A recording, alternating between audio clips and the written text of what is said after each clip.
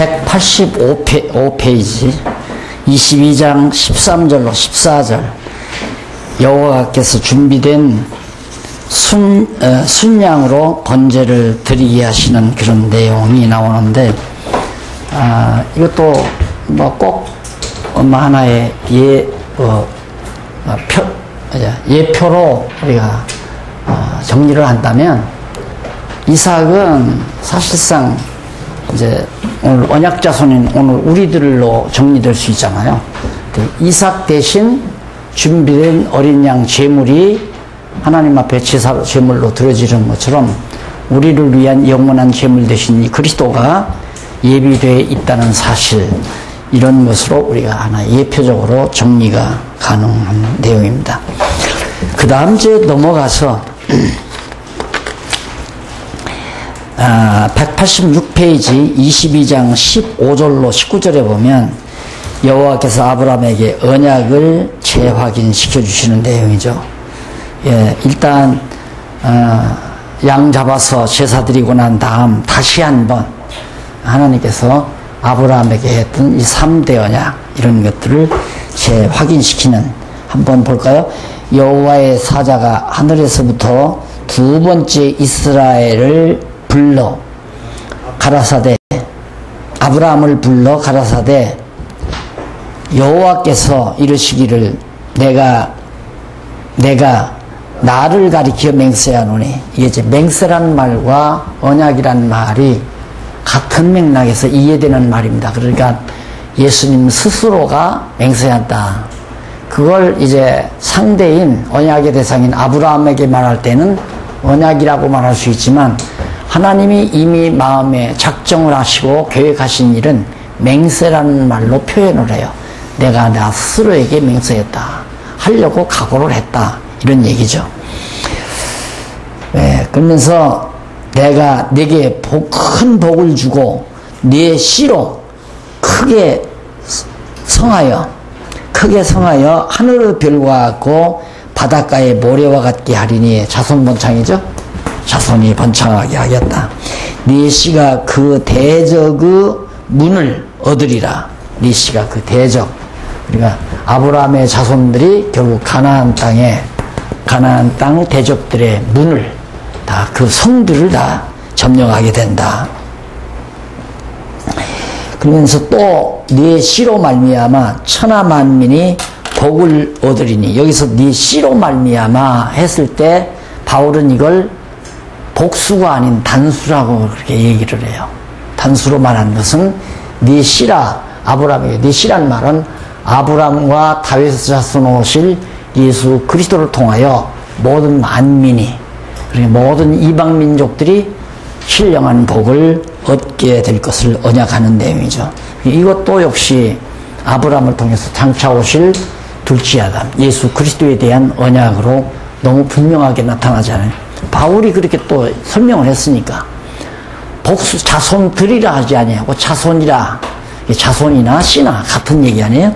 여기서 씨들로가 아니라 씨라, 내 씨로 만민이 복을 받으리라는 것은 아브라함과 다윗의 자손으로 오실 예수 그리스도로 말미암아 모든 만민이 신령한 하나님 나라의 복을 받게 될 것을 아브라함에게 언약하는 내용입니다.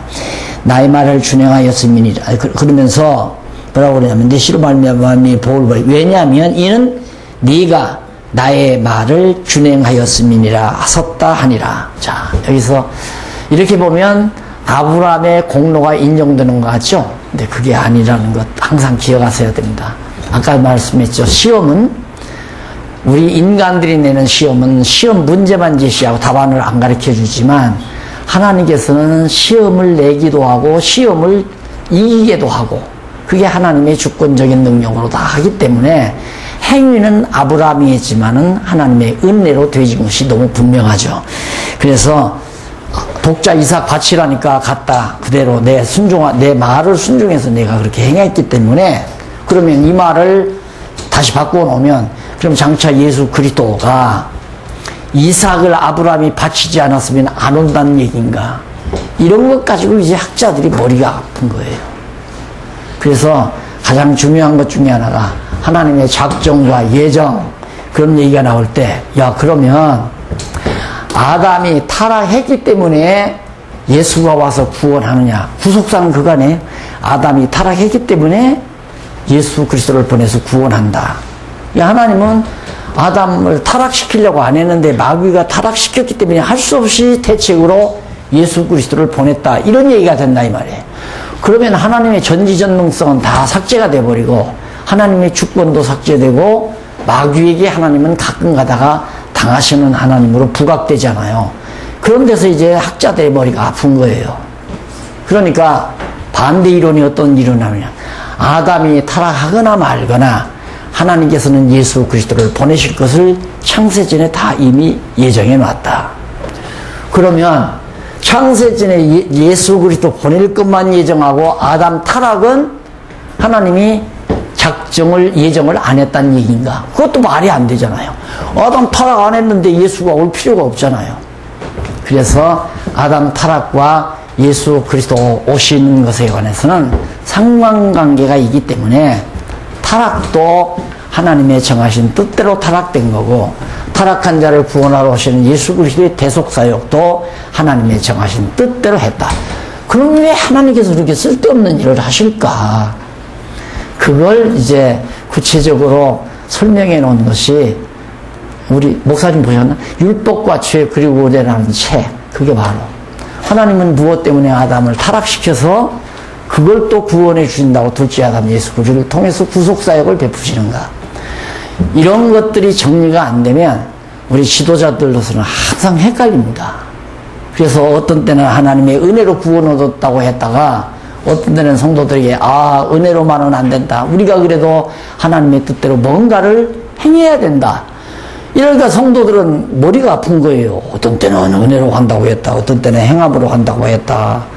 이러니까 그래서 내 어렸을 때부터 듣던 토론 주제예요.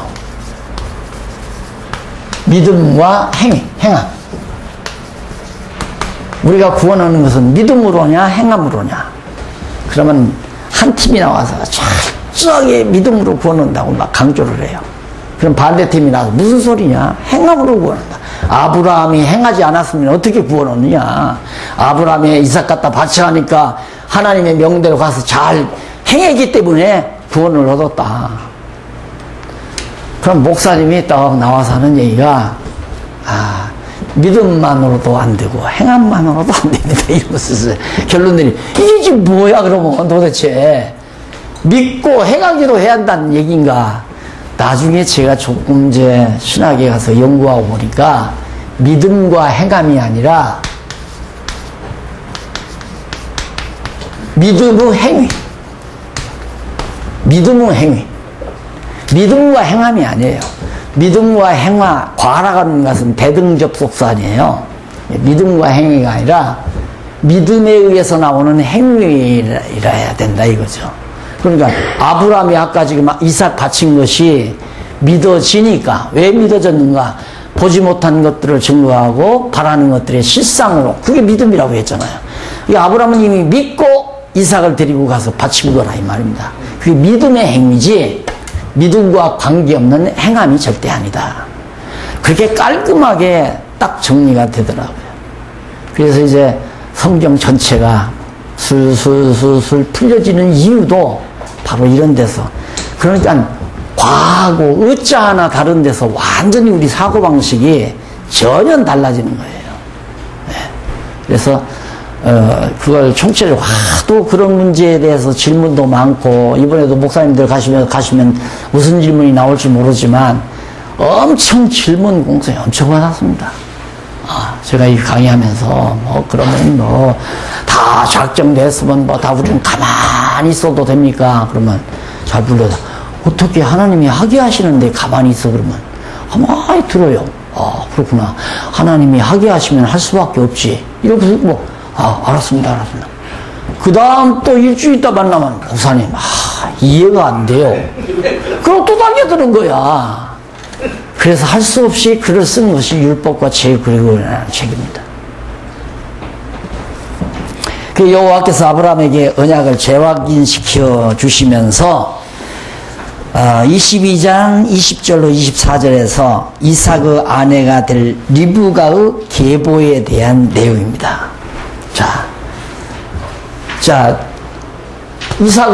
이삭에게 이제 언약을 계승하려면 아브라함에게 언약을 재확인시켜 이런 언약을 이삭에게 계승한다. 그러면 자손이 번창되려면 이삭 혼자 살아서는 안 되잖아요. 그러니까 바로 이삭의 아내 될 사람은 어떤 계보에서 나와야 된다는 걸 쭉 설명하잖아요. 이런 거 보면 어떻게 그렇게 정확하게 논리적인 배열에 따라서 성경이 기록되어 있는가 놀랄 정도예요. 안 그러면 갑자기 무슨 아브라함에게 무슨 뭐 자손이 번창하고 뭘 통치하고 한다고 약속을 해주더만 무슨 웬 그 뜬금없이 갑자기 며느리 될 사람의 족보 얘기는 왜 해 또? 그래서 문서설이 나온다 이 말입니다. 이게 논리가 연결이 안 되니까 그게 의미적으로 잘 정리하면 논리가 깔끔하게 일맥상통하게 연결이 되는데 내용 분해로 보면 앞부분에서는 아브라함에게 언약 내용이고 그 다음 부분에서는 이삭의 아내 될 사람의 족보 얘기고 그것이 어떻게 연결되느냐. 너무 황당한 게 많아요. 복음서 같은 데 가면 더더욱 그렇죠. 금방 오병이어의 일을 행했다가 갑자기 귀신 들리는 하나가 뛰어나오면서 다윗의 자손이여 고함치고 그러니까 이게 무슨 논리가 있느냐 이 속에 도대체. 그러니까 문서설자들이 나오는 거죠. 그냥 예수님 당시에 있었던 일, 이런 일 저런 일 기록들을 그냥 주워 모은 건데 아마 누가가 한 얘기를 마가가 베끼고 마가가 베꼈다더만 마태가 베꼈다니 베끼고 그 다음에 마태하고 누가 것을 합들여서 뭐 마가가 쓰고 이런 뜬금없는 얘기들을 학자라는 양반들이 하고 나니까 우리 젊은 세대들이 다 헷갈리는 거죠. 그게 전혀 논리가 없는 게 아니거든요.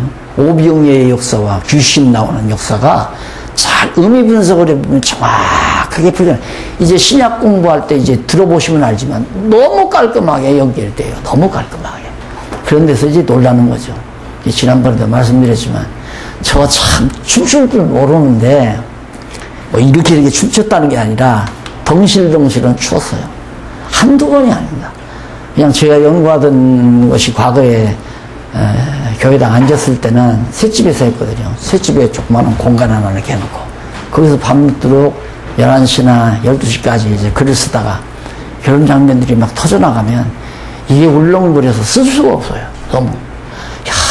이 엄청난 소식을 정말 막 나누고 싶고 그러니까 주일날 오기를 막 학수고대하는 거죠. 막 그런 거 깨닫고 나니까 막 이거 성도들에게 좀 알려주고 싶어서 그럼 막 이거 울렁거리면 뭐 써줘야죠. 막 이게 덜덜덜 떨리기도 하고.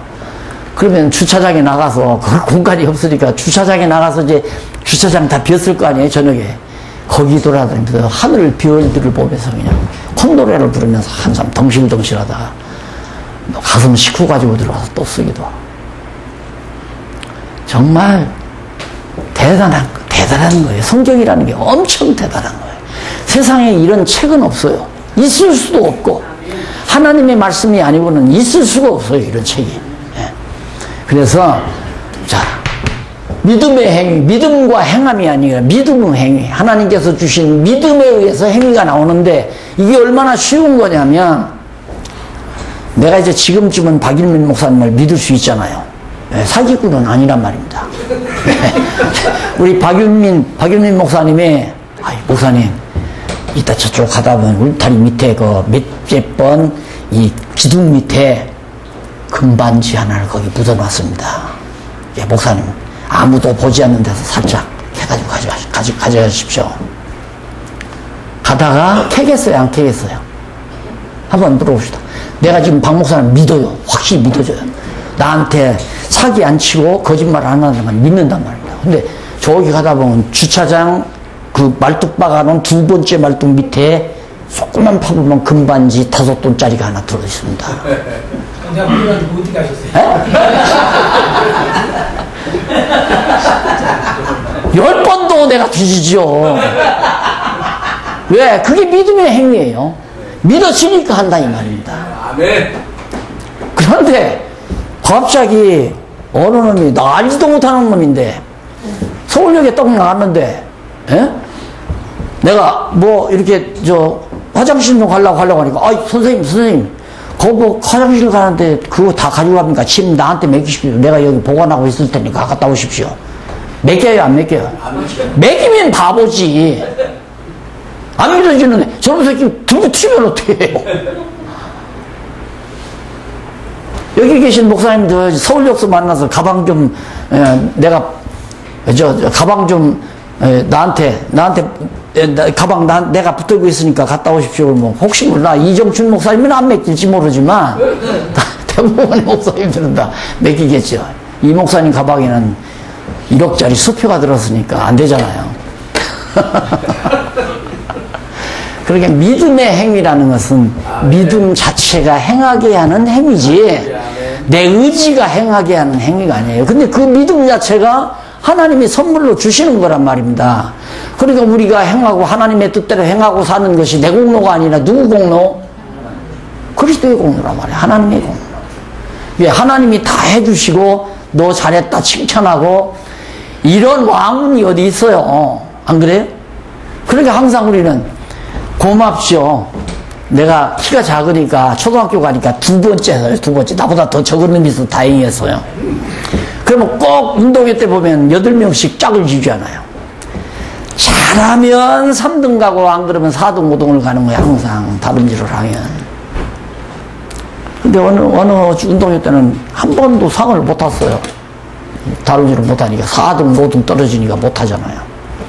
아버지가 학부모 경기에 딱 나가더니만 2등 상을 딱 공책 2권인가 3권인가 나타나. 야, 용기야. 네가 상 탄 거다. 그 아버지가 지금도 잊혀지질 않아요. 세상을 떠났지만 얼마나 아들이 상을 못 타서 아파하는 마음일까 생각을 해서 얼마나 뛰셨으면 그 양반이 2등을 갖겠어요. 그래서 상을 타다가 나눠주면서 내가 상 탄 거라고 가르쳐 말해줬을 때 그때 짜릿한 감정이 지금도 느껴진다 이 말이에요. 그런 것처럼 우리와 같이 더욱 추악한 죄인들인데 당신이 믿음을 줘서 믿음의 행위를 행하게 해가지고 또 참 의롭다 인쳐주시는 그 너그러우신 자비로우신 하나님 아버지의 사랑 앞에 원망하고 살면 안 되죠. 그분을 위하는 일에 뭐라도 아끼면 안 되죠. 아낄 수가 없이 안 되는 게 아니라 그래서 다 하나님 안에서 사는 거 아닙니까? 그래서 충성도 하는 거고 그래 봉사도 하는 거고 주를 위한 남 목숨이라도 내는 거고 그런 감정이 우리에게 안 온다면 바보짓 하는 거죠. 하나님이 있는지 없는지도 모르는데 뭐 때문에 충성을 해요? 안 그래? 그래서 믿음의 행위라는 것이 얼마나 대단한 건가.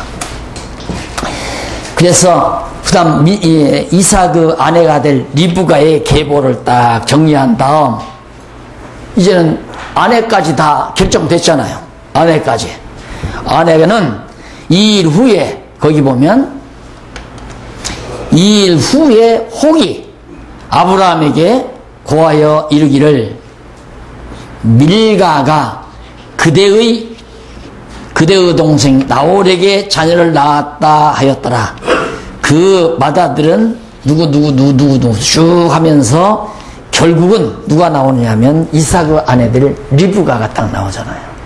정해져 있어요. 근데 리브가를 만나는 경우도 보십시다. 기가 막히게 이제 조금 있으면 나오는데. 자, 그럼 다 끝났잖아요. 아브라함도 뭐 할 일 다 끝났어. 이제 이삭 다 낳아서 컸지. 며느리 될 사람도 다 정해졌지. 할 일이 없어요, 이제. 그래서 결국 누가 붙어갔냐면 이삭의 어머니 사라가 하나님의 부름을 듣습니다. 이제는 끝났으니까 할 일 끝났잖아. 이삭 다 키워놨으니까.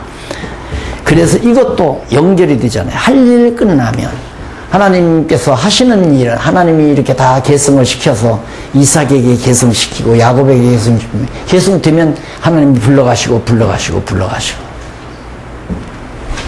그래서 한때는 자 이렇게 해서 다 정리를 해서 이렇게 딱 기록해 놓고 자, 이게 내가 나이가 지금 이렇게 됐는데, 나 죽으면 이걸 누가 계승을 하나? 누가 이걸 앞으로 후대들에게 전승을 시킬까? 사실 몇 년 전만 해도 걱정을 했어요. 솔직히. 걱정보다도 거기에 대한 신경이 얼마나 쓰이겠습니까? 누군가가 이걸 이제 가르쳐야 되는데 나는 이미 다 늙었고. 그래서 후배들 중에 그래도 뭐 한 20, 30년씩 같이 공부한 분들이 있어요. 그래서 그분들 아니면 이게 계승이 안 될 거라는 생각을 많이 했죠. 그런데 난데없이 쫄길로 가는 우리 조홍구 목사님 오늘 안 왔네. 잘났어요. 이제 안 배워도 안다 이거지. 안 하잖아요. 그게 지금 열심히 가르치잖아요. 그 목사님이 한 2, 3년 배우고서 열심히 다른 목사님들 가르쳐요. 당신은 당신 나름대로.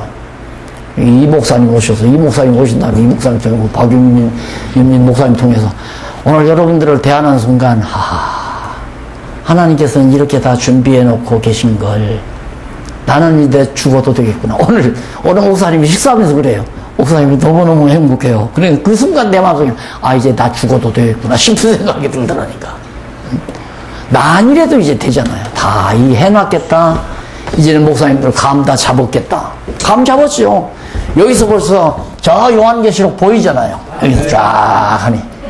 성경이 그렇게 어렵고 힘든 게 아니고 너무 쉽고 간단하고. 그래서 제가 지금 상당히 지금 흥분해 있어요. 목사님들 때문에 흥분해 있어요. 솔직한 얘기로. 왜? 이제 저 형이 죽어도 되겠다 싶으니까. 내가 죽으면 안 되지. 그러면 얼마나 힘들겠어요. 근데 이제는 죽어도 되겠다 하는 생각. 그래서 이삭의 어머니가 가는 것도 자기 마음대로 자살한 게 아니잖아요. 하나님께서 불러가요. 일 다 끝나면 불러가요. 23장 1절로 2절에 보면 이삭의 모친 사라가 127세에 헤브론에서 죽습니다. 헤브론이 결국 아브라함이 사는 곳 아니에요. 거기서 사라가 죽어요. 그 다음 3절로 6절에 보면 아브라함이 사라의 장지 요구에 해족속이 허락을 합니다. 사라를 갖다가 묻어야 되겠는데 이스라엘 백성들의 그 반습으로 봐서는 헤브론에 묻으면 안 돼요. 어디로 가야 되냐면 하란으로 가야 돼요. 하란으로. 왜? 거기가 친척들이 있는 곳이 하란 아니면 갈대아 우르. 그 지역이 이제 아브라함의 친족들, 선조들이 살던 곳이니까 그거로 뼈골로 옮겨가 묻어야죠. 그런데 아브라함이 바로 헤브론 땅, 가나안 땅. 여기서 사라의 장지를 찾습니다. 왜? 이 땅이 누구 것이 된다? 이제 아브라함 후손 것이 분명히 된다는 확신을 그런 장면을 통해서도 잘 말해주고 있는 거죠. 그러니까 아브라함에게 이미 확신이 왔어요. 믿음이 왔어요. 이제는 하나님이 주신 땅, 약속의 땅은 언제 돼도 우리 것이 된다. 언제? 우리 자손들이 400년 이방 땅, 애굽에 가서 400년 종살이하고 돌아오면 이 땅은 완전히 우리 자손들이 점령한다. 그래서 미리 이삭의 어머니 리브가의 무덤을 여기다 정해놓고 해족속들로부터 그 땅을 받아가지고 묻고 자기도 거기에 나중에 묻히게 돼요. 같이. 그래서 그 뒤에 이삭도 묻히고 야곱은 애굽에 내려가서 살다가 여기서 죽었는데 뼈를 갖다가 아버지하고 할아버지가 묻혀있는 헤브론 이 막벨라 굴에다가 장사를 지냈잖아요. 완전히 이제 이스라엘 자손의 생애 터전이 되는 거죠. 자, 그 다음 23장 7절로 11절에 보면 해족속이 아브라함에게 막벨라 굴을 거저주겠다고 해요. 이 굴, 그 당시에 장지라고 하는 것은 땅 파고 들어가는 게 아니라 벽을 파고 굴을 만들어요. 근데 가보셔서 알겠지만은 이스라엘의 그 땅이라고 하는 건 우리나라 바위돌처럼 그렇게 막 딱딱하지 않습니다. 색빛이 좀 굳어진 색빛 같아요. 조금만 딱딱한 거로 긁으면 이렇게 다 떨어지는 굴이에요. 그 굴이 나와요, 이렇게. 그리고 무너지지도 잘 않고. 그러니까 그런 굴을 거저주겠다. 너 와서 사는 것 보니까 참 기특하기도 하고, 우리한테 해를 끼치는 일도 없고, 그래, 장지 하나 주마 하고 거저 주겠다고 하는데 그게 아니죠. 거저 안 사요. 그러니까 아브라함이 있다가 23장 12절로부터 15절 아브라함이 해족속에게 대가를 주겠다고 지불을 합니다. 아니야, 내가 대가를 주지. 그리고 그 막벨라 굴의 대가를 돈으로 환산을 해서 줍니다. 그래가지고 16절로 20절 보면 아브라함이 대금을 지불하고 굴을 매장지로 정하는 거예요. 그러니까 이제 완전히 왜 그러냐면 아브라함이 뭐 자손이 그렇게 많은 것도 아니고 이거 땅 다 점령하고 주어도 걱정이에요. 그래서 나는 가끔 이런 데서 이제 보면 땅 욕심 많은 사람 있잖아요. 막 집도 크고 땅도 좀 많이 가졌으면 좋겠고 돈 욕심 많은 사람. 그래서 내가 그런 분들한테는 이런 얘기를 해요. 여보시오, 당신 그냥 서울 시민 한 사람도 없는데 중앙청을 비롯해서 청와대를 비롯해서 다 너 혼자 갖고 살아라. 그랬다고 한번 가상을 해봐라. 여러분도 한번 가상을 해보세요. 아무도 없어요, 서울장 안에. 아무도 없고 청와대를 중심으로 해서 중앙청을 비롯해서 서울장 안에 있는 모든 아파트 너 혼자 다 갖고 너 혼자 살아라. 매일마다 잠자리 바꿔가면서 한번 살아봐라.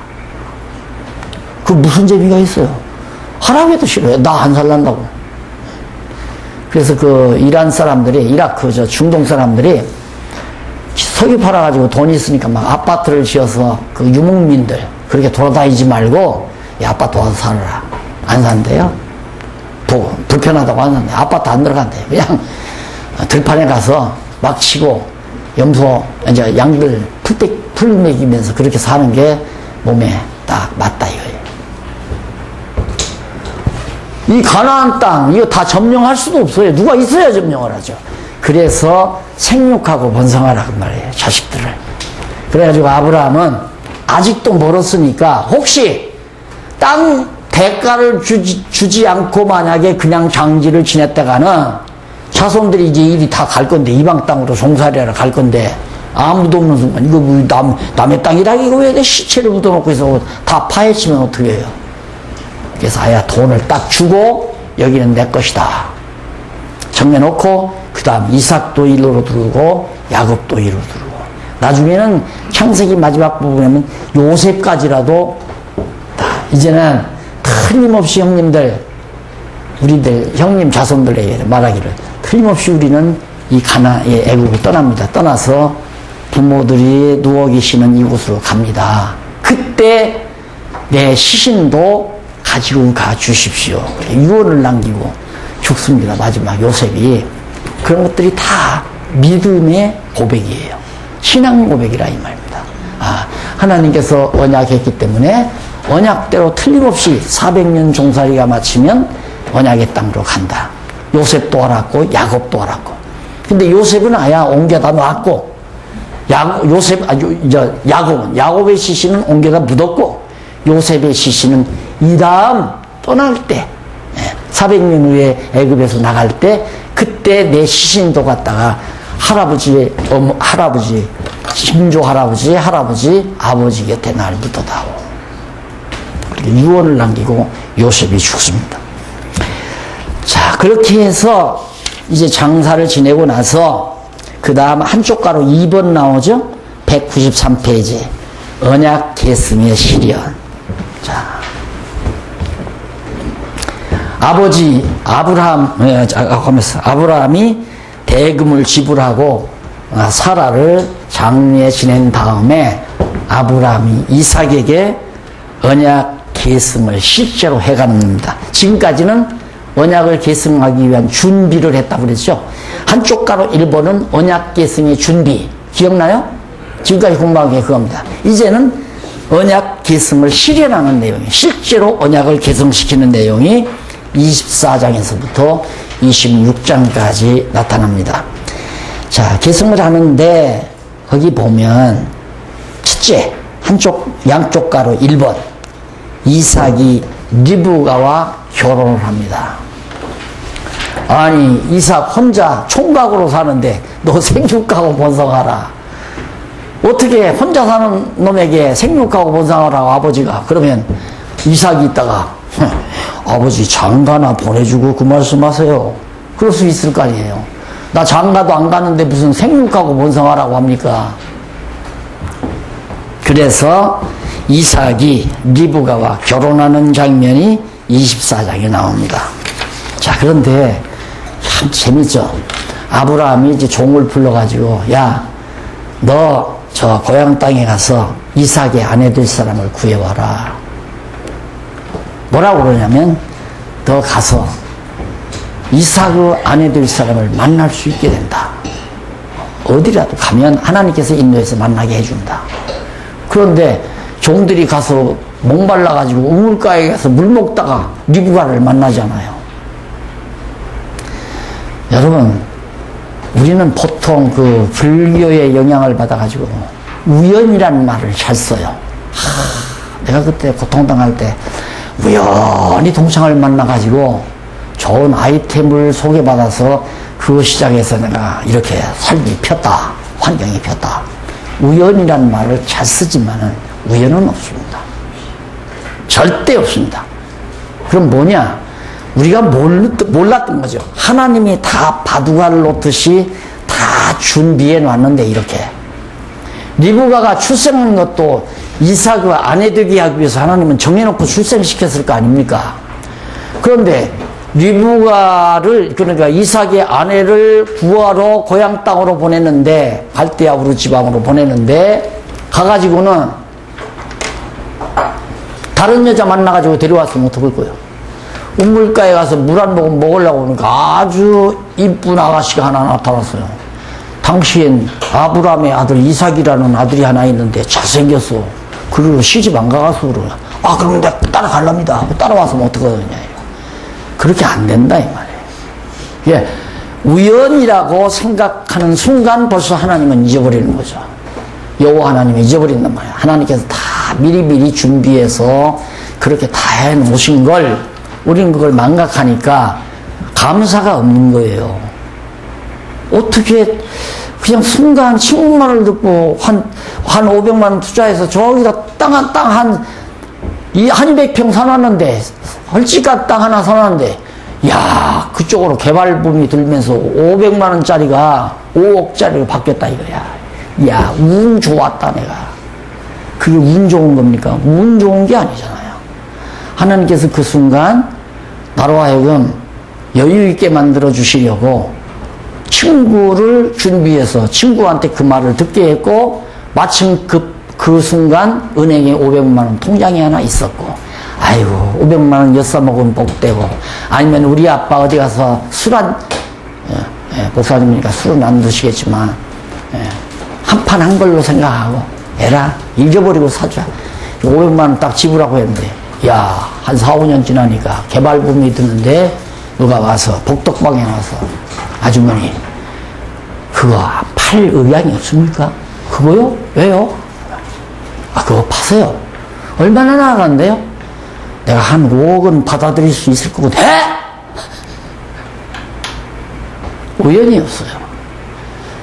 하나님께서 다 예비해 놓으시고, 그렇게 해서 5억짜리를 만들어줬는데, 5억 딱 들어오니까, 와, 이걸로 그냥 세단 하나 바꾸고, 이걸로 그냥 골프 회원권이나 하나 사고, 잘 논다, 잘 놀아. 하나님이 해 주었다고 생각을 안 하니까, 돈이, 목돈이 생기면 그런 생각을 하게 될 수밖에 없다. 아브라함이 종에게 이삭의 아내를 구하러 와라 당부를 해서 보냈는데, 거기 1절에 보면 여호와께서 나이 많은 늙은 아브라함에게 범사에 복을 주신 사실을 밝히는 내용이다. 하나님께서 나에게 모든 일에 범사에 복을 줬다. 아브라함 지금까지 살아오면서 되어진 일마다 복이 아닌 게 없다. 틀림없이 목사님들이나 사모님들도 이 놀라운 성경 말씀을 갖다가 깨닫고 나면, 이 다음 70, 80이 되면, 아, 하나님께서 모든 일에 우리에게 복을 줬단 말은 언약대로 이루어 주었다, 그 말이에요. 언약의 내용이 복입니다. 복을 주는 방법이 언약이고, 그냥 복을 주면 복인지 모르니까. 예를 들면 아까 말한 대로 500만 원 주고 샀던 땅이 5억으로 바뀌면 그게 하나님이 주신 복이 아니라고, 하나님이 주신 복이라고 생각을 안 해요. 왜? 우연히 어떻게 내가 투자했던 게 돼버렸으니까. 그러나 지금은 그런 꿈에라도, 뭐 예를 들어 꿈에라도 내 사랑하는 딸아, 또 그렇게 뭐 꿈에 또 계시 받으려고 하지 말고요. 내 사랑하는 딸아, 내가 너에게 복을 주마. 너 그동안 돈 때문에 고생 많이 했지. 좁은 아파트에서 고생 많이 했지. 조금만 참아라. 한 2, 3년만 참아라. 그렇게 하나님께서 다 알려주고 나서 그 일이 있으면, 와, 결국에는 하나님께서 약속하시더니만 약속대로 이루어졌구나. 그래서 언약을 해서 이루어주는 거예요. 근데 하나님이 그런 언약도 없이 이루어져 버리면 우연히 친구 잘 만나서, 아, 고마워. 내가 밥 한 끼 살게 나와. 그때 좋은 정보 줘가지고, 좋은 정보 줘가지고, 나 돈 좀 만들었다? 내가 밥 한 끼 살게 나와. 저가 그래서 나와서 그냥 밥 한 끼 사주고, 뭐 좀 필요한 거 없냐? 핸드백이나 하나 사줄까? 그러면 이제 끝나는 거죠. 그게 하나님 고마워요. 그런 거예요. 그런데 성경에다가 어찌 일일이 아무개야. 사랑하는 딸 아무개야. 내가 몇 년도에 500만 원짜리 네가 사면 내가 5억짜리로 만들어 줄 테니까 너 500만 원짜리 사라. 라고 언약을, 그것까지 성경 다 쓰려면 성경을 왜 여러분들뿐만 아니라 내 것도 써야 되고 다 써야 되죠. 성경에 나오는 얘기는 하나님이 섭리하시는 원리를 잘 밝혀놓은 거예요. 그러니까 아브라함이 말하듯이 범사에 나에게 복을 줬다. 알고 보니까 아브라함에게만 범사에 복을 주나요? 오늘 우리들에게도 범사에 다 복을 준 거란 말이에요. 제가요, 나는 교회가 크게 되는 것만 복인 줄로 한때는 알았거든요. 초기에는. 근데 지금 와서 가만히 생각하면, 제가 이제 신학교 총신을 졸업하고 그때야, 아, 이거 신학이라는 게 아무것도 아니구나. 성경이 아니면 다 휴지복이다. 그게 딱 느껴지더라고요. 신학을 한 12년 동안 했는데 공부를 못해서가 아니라 이것인가 저것인가 이것인가 저것인가, 신비주의인가 세대주의인가 복음주의인가 뭐 보수주의인가 뭐 이런 것, 이런 신학들을 다 섭렵을 해봤어요. 다 섭렵하고 딱 나니까, 아, 모든 신학적 학문이라는 것은 인간적인 견해에 불과한 거구나. 결국 성경이 아니면 다 인간의 넋두리에 불과하다. 그걸 깨닫고 그때부터 이제 성경을 구체적으로 연구하기 시작했잖아요. 연구해서 가르치다 보니까 소문이 금방 퍼져가지고 총신에서 대학부 학생들이 한 20대 명이 몰려왔어요. 몰려와서, 아, 소식 들었습니다. 목사님 이번 겨울방학 때 목사님 우리 로마서 한번 가르쳐 주세요. 그러더라고. 그래? 이제 개척해서 교인들 한 20여 명 데리고 가는데 막 젊은이들 끓이는 젊은이들이 20대 명이 와서 그러니까 얼마나 좋겠어. 가자 그러면. 이렇게 누비 바지 하나 사서 입고. 그랬더니 목사님 혹시 스케이트 타실 줄 압니까? 아, 소년 때 조금 타봤지. 아, 하나 사다 드릴게요. 스케이트를 하나 사왔어요. 누비 바지 입고 누비 옷 입고, 그 다른 뭐 짐도 필요 없어. 잘 때도 그거 입고 자고, 일어나서도 그거 입고 강의하고, 또 스케이트 탈 때도 그거 입고 스케이트 타고, 한 벌 가지고 다 하는 거예요. 그냥 갔어요. 저 청평 언저리에 가니까 소맥이든 소막사였던가 보더라고. 우막사. 그걸 개조를 해서 학생들, 대학생들 MT 장소를 만들었어요. 그걸 방을 한 서너 칸을 얻었더라고요. 한 칸은 좀 커요. 거기서 남학생들이 자고 나도 거기서 자고, 여학생들 방 조그만 거 하나 주고, 또 모자라는 방 남학생들 하나 주고, 그래서 방 셋으로 나누어 자고, 강의 시간에는 바짝바짝 붙어 앉으니까 큰 방으로 와서 다 앉아있고, 나도 그대로 그냥 자다가 일어나서 누비바지 입고 강의를, 성경 다 펴. 이게 성경 읽어가면서 로마서를 딱 강의하고 나니까 한 이틀 지나니까 학생들이 막 한숨이 푹 터져가요. 왜 그래요? 그러니까 목사님 우리 다 틀리게 가르쳤어요. 모르니까 틀리게 가르치지. 이제 바르게 가르치면 될 거 아니야. 아이고 성경 공부 더 해야 되겠어요.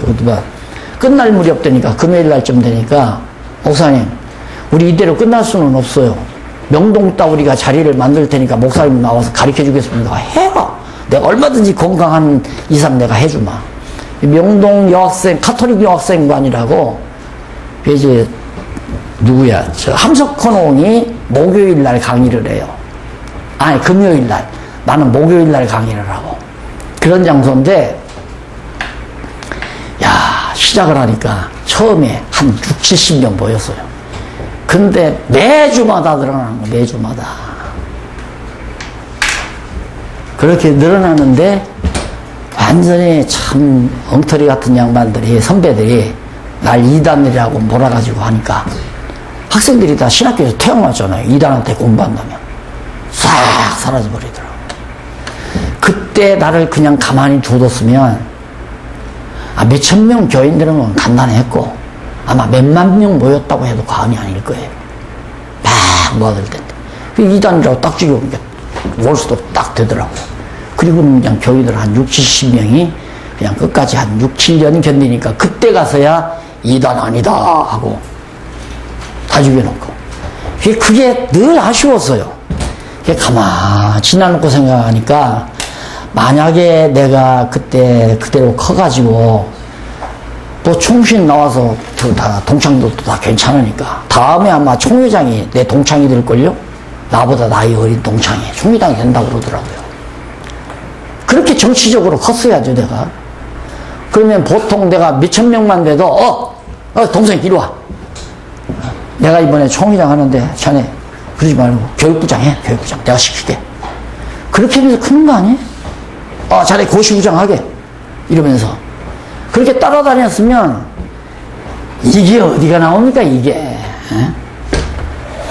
교인들 많이 나오면 돈 많이 나올 거고 형님들 제가 비행기 담당할 테니까 그냥 유럽이나 한번 가십시다. 선교하러 갑니다. 이름 붙여놓고 선배 목사님들 되시고 유럽 구경 한번 시켜주면 총회에서 더 크고 더 잘 도와주고 이름 나고 그렇게 내가 살았으면 이게 어디에서 나오냐고요. 그래서 어딘가 썼을 거예요. 나를 이단 시비에서 죽였던 그 총회가 노예가 그렇게 실제로 하는 얘기예요. 진짜 속도가 하는 얘기가 아니라 120m인가 경기 노예예요. 큰 노예죠. 그 노예가 그렇게 고마울 수가 없고 감사할 수가 없고 그날이 있었기에 오늘 내가 있고 그날이 있었기에 오늘 이 진리를 터득해서 글로 이렇게 밝혀놓을 수가 있었다는 이 사실을 생각하면 눈물겹도록 그런 일들이 고맙고 감사하다. 그래서 아브라함이 범사에 내게 복을 주었다는 말이 이만큼도 의심 없이 믿어져요. 범사에 내게 복을 주었다. 우리 목사님들도 최소한 80이 가까이 올 때, 내 살아오는 동안 모든 일에 하나님이 나에게 복을 주었구나. 이렇게 고백이 나오면, 내가 성경을 제대로 알고 신앙생활 제대로 했다. 이렇게 하지만, 그 자식 때문에 내가 내 목회 팔자 망쳤어. 그놈 때문에, 그 목사 때문에 나 완전히 망쳤어. 남에게 불평, 불만, 원망, 이런 게 돌아가면, 나도 아직 멀었구나. 이렇게 생각하시면 됩니다. 불행한 일이란 없습니다. 여호와를 경외하는 자에게는 나쁜 일이란 없습니다. 모두가 다 복된 일이고 범사에 감사한 일이고 그래서 항상 기뻐할 수밖에 없고 그래서 항상 여호와의 뜻만을 간구할 수밖에 없고 그래서 항상 기뻐하라 쉬지 말고 기도하라 범사에 감사하라 이것이 너희를 향한 하나님의 뜻이니라. 어떻게 살면 하나님의 뜻대로 사는 거예요? 너무 간단하잖아요. 하나님의 뜻대로 사는 건 범사 감사하고 항상 기뻐하고 쉬지 말고 기도하면 쉬지 말고 자기 욕심 구하지 말고 여호와 하나님의 뜻을 이미 언약의 말씀을 구하고 살면 하나님의 선하신 뜻이에요. 그렇게 사는 것이 우리 성도의 올바른 삶이다. 아브라함이 범사에 나에게 복을 주었다. 다음 주일날 설교 제목 만들어도 되겠네요. 그렇죠? 범사에 내게 복을 주셨다. 자, 그래서 결국 이제 리브가를 구하러 가는데 아브라함의 종이 정한 자를 만나기를 하나님께 구합니다. 참, 이 종도 착실하잖아요. 하나님, 내가 지금 이삭의 아내를 구하러 가거든요. 근데 나는 누군지 몰라요. 하나님, 정하신 자 있으면 꼭 만나게 해주세요. 기도가 얼마나 똑바르게 잘 되는 게 때문에 기도입니다. 기도입니까? 하나님이 이미 정해놓았잖아요. 리브가. 같은 혈통에서 리브가를 이삭의 아내로 정해놓고 아브라함이 종에게 가서 아내 구해와라. 누구를 어떻게 구해오라는 얘기. 신랑도 데리고 가지도 않는데. 종의 마음에 든다고 해서 신랑 마음에 드나요? 이상한 양반들이야, 따지고 보면. 근데 무조건 아브라함이 시키니까 종도 떠나면서 답답하죠? 하나님, 꼭 만나게 해주세요. 우물가에서 만나잖아요. 그 들고 들어가니까 막 대환영을 하고, 리브가한테 얘기를 해요. 당장 따라가겠다는 거야, 당장. 시집 못 가서 한 맺혔던 것 같아요, 리브가도. 나이가 차니까. 이렇게 이루어져 가는 것이. 우리, 내가 딸만 셋인데, 딸 한 놈은 결혼해서 살아요. 근데 두 놈이 아직 안 갔어요. 이런 공부를 해놓고 나니까, 걱정 하나도 안 해요. 뭐 어디 있으면 오겠지 뭐. 그러고 살아요. 노처녀 히스테리라고 있잖아요. 그런 거 없어요, 애들이. 그냥 딱 믿어버리고, 아니, 뭐, 하나님, 바울은 그런데 할 수만 있으면 혼자 살으라고 그러더구만, 뭐. 하나님께서 결혼하려면 누군가 하나 정해놓았겠지. 그런데 우리 뭐, 박윤민 목사님이 둘째 딸 죽신한다고 오늘, 또 정해놨나, 내가 그렇게 생각하네. 뭐, 정해놨으면 될 거예요. 안 정해놨으면 안 될 거고. 근데, 범사에 걱정, 근심할 것도 없고요. 욕심 부릴 것도 없고, 그렇잖아요. 이 성경 공부하고 나면, 아, 내가 욕심 부리면 안 되지. 그래서 욕심을 안 부리는 게 아니라, 아, 욕심 부릴 필요가 없구나. 욕심 부린다고 해서 욕심대로 되는 것도 아니로구나. 이거 아니까, 모든 행동이라고 하는 건 머리가 지배하잖아요. 머리가, 두뇌에서. 이 두뇌 속에 이런 하나님의 말씀으로 꽉 채워놓으면 어디 가서 욕심 부려지는 생각을 머리가 지시를 안 해요. 그러니까 욕심 부릴 필요가 없는 거죠. 욕심 안 부려도 내 것 될 건 내 것. 아브라함 아까 봤잖아요. 자기가 욕심 안 부려도 가나안 땅은 아브라함에게 돌아오잖아요. 이 망할 놈의 땅은 요백에게 가고. 에? 이게 다 하나님이 정하신 뜻대로 되져간다는 얘기입니다. 그런데 내가 노력하면 된다, 하면 된다 이래 놓으니까 더 힘도 들고 고달프기도 하고 욕심도 나고. 그래서 이제 스트레스를 받는 거고, 그래서 스트레스 받으니까 빨리 늙기도 하고 병도 나고. 스트레스 없으면 항상 기쁘고 즐겁고 평안하고, 그러면 병도 안 나고 늙지도 잘 않고. 병이 어떻게 나는 줄 압니까? 싫어함. 율법과 지구라는 책이라는 게 나오죠. 악이란 뭐냐? 싫어락자예요. 나쁘다. 나쁘다. 내가, 저 사람 나쁘다. 저 사람 참 나빠.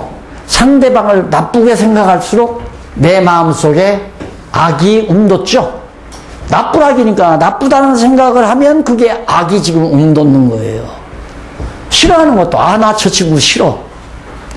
나 이 밥 싫어. 나 일하기 싫어. 이게 전부 우리 마음속에 악이 움돋는 일이란 말입니다. 그러면 악이 이렇게 악이 움돋아가지고 이게 이제 점점 자라요. 자라면 악독이 돼요. 악한 독이 여기서 생겨난다, 이 말. 마음속에 악독이. 그러면 이 독소가 밖으로 튕기쳐 나오면 외종이에요. 종기. 안으로 들어가면 내종이에요. 이게 현대용어로 암이란 말입니다. 싫어하고 나빠하는 거 무서운 겁니다. 남을 싫어하거나 남을 나쁘다고 자꾸 마음에 생각하거나. 근데 그걸 어떻게 안 하느냐 말이야.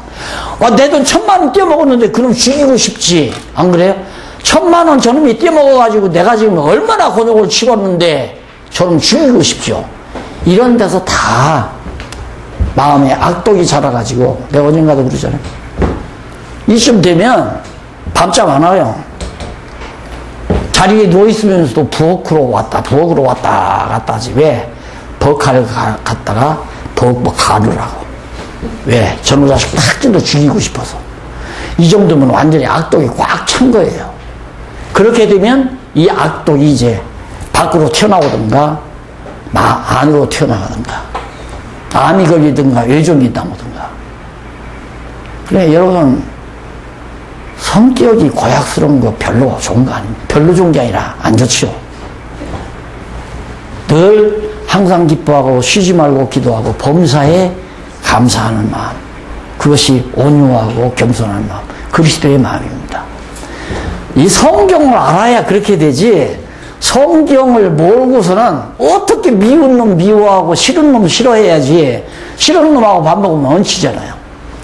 여러분, 이거 돈 나중에 일주일 후에 준다는데 기어코 와서 돈 달라고 난리를 치니까 그놈하고 앉아서 점심 먹어보세요. 당장 싫은 놈하고 점심을 먹으니까 악심이 마음에서 작용, 싫은 마음이 독소가 일어나서 소화가 안 되잖아요. 여러분 한번 잡숴 실제로 싫은 사람하고 점심 잡숴보세요. 소화불량 걸리죠. 그래서 정말 우리가 성경을 깨닫고 여호와 하나님 경외하는 마음으로 산다는 것은 영육간의 아울러 정말 행운이죠. 엄청 복이죠. 이것과 무엇하고 바꿉니까 세상에.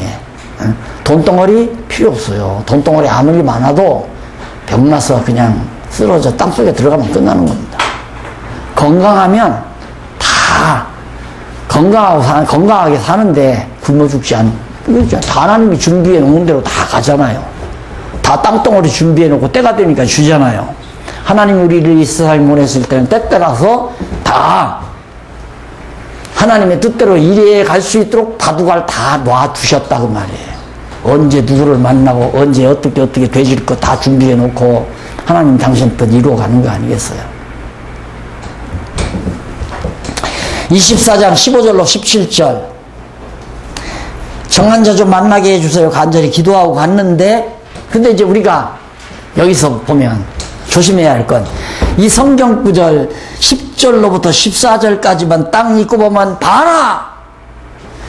이삭의 아내 될 사람 만나게 해달라고 기도하지 않았느냐? 처녀 총각들 뭐해? 기도해. 기도해야 만나.